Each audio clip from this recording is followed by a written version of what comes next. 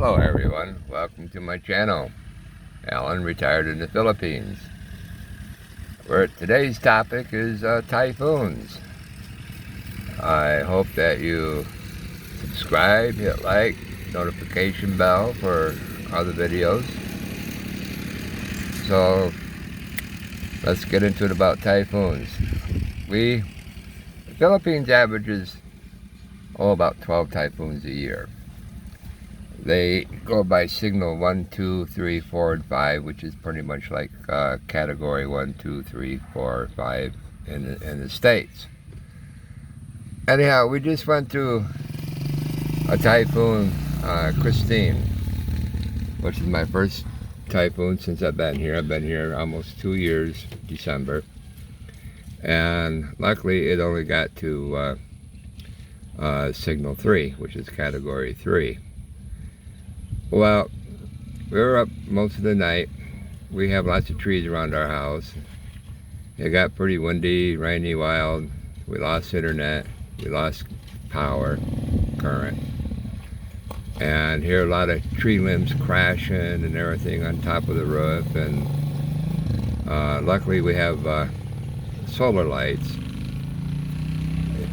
And come morning, I checked the damage out, and there's this great big huge tree limb laying on the wire going from the pole to the house. I go, and there's so much tension on there, it was going to pull out of the house. Well, I called around to get some help, try to cut it up and get it off the wire before the current comes back on. But I could not find any help, so I had to go out there with a saw myself. And here it is rainy. And I'm trying to get this big old tree limb off the wire. And praying like heck that the power didn't come back on. I had visions of my hair going straight up if it did. But anyhow, I managed to get it off. And I still got some repairs to do on that. But we survived okay, but we lost power for about 3 days. Everything in the fridge was spoiling. And so anyhow, we have another typhoon coming today, Marcy, M-A-R-C-E. I hope it heads north, but we'll see what happens. It can get up to category 4 and even 5, which they call a super typhoon. Now, they had super typhoons here before, and they were devastating what they do in this country. But people are pretty resilient, you know. It'll blow down their houses and the roof and everything, and lots of floods, and you get lots of slides, mudslides. Well, you see a whole village you get wiped out, you know. But anyhow, we're keeping an eye on it next few days, see what happens. Where I live here in the northern part of Philippines, it's northern Luzon. It's typhoon active area like Hurricane Alley there in the States. So it's something you want to keep watch. Don't take nothing for granted. Let me switch the camera around here. The 90% of the homes are built by brick.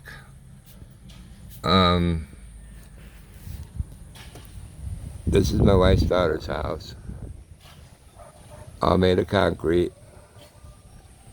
Wood is scarce in this country. These are really strong for typhoons. As you can see, the clouds are getting dark from the typhoon coming in. Anyhow, what I've learned so far is a good investment in a solar generator would be really nice, because the current, the power, there's a lot of power outages here. The infrastructure is really bad. And when the power goes out, they call them brownouts. Now, they're usually scheduled brownouts for 8, 10, 12 hours. So they can do lots of repairs on the line. In the States, it's only 3-4 lines on the telephone poles. Here, you got 50 to 100 lines on the poles. It looks like spaghetti. It's amazing what they do. So there's many. It's very common to go without power. So I got to thinking, the best option is get a solar generator that you can charge by both AC and solar, even at the same time if you want. Solar will take over priority in charging over your AC current. But you can. There's different sizes of solar generator. There's different companies very popular like Bluetti, EcoFlow, etc. You just have to window shop what's good for your needs and what you need it for. There's different sizes. It all depends on affordability. I decided on the AC 180p. That'll run the entire house except for the aircon.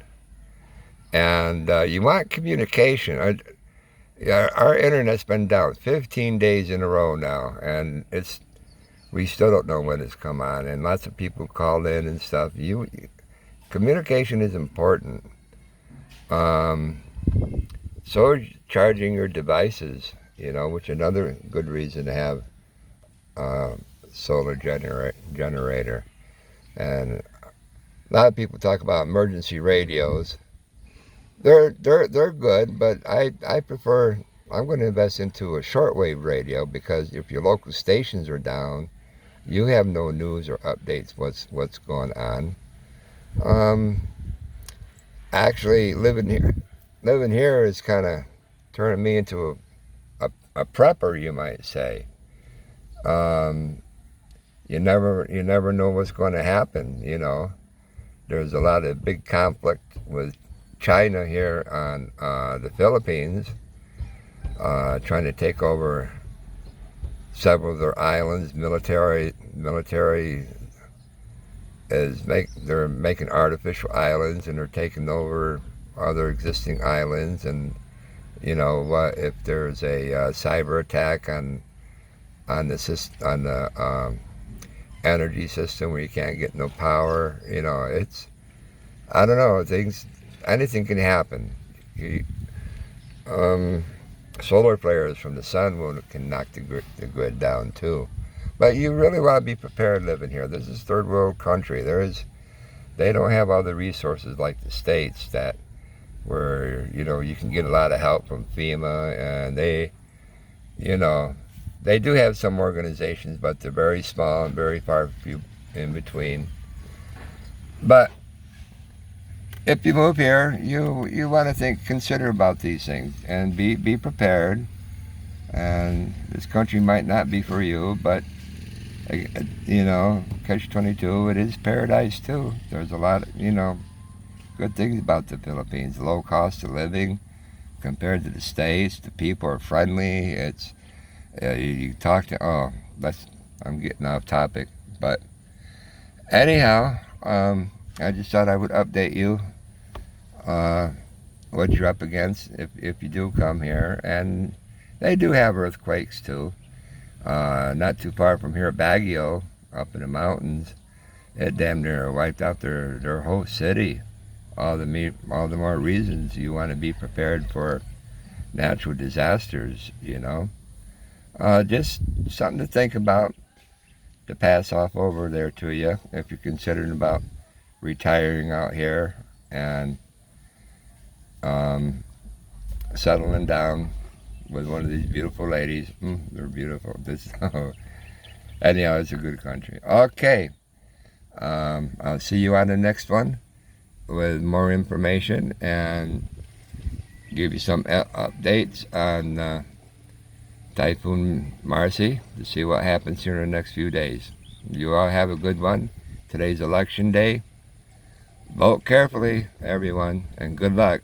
Bye-bye.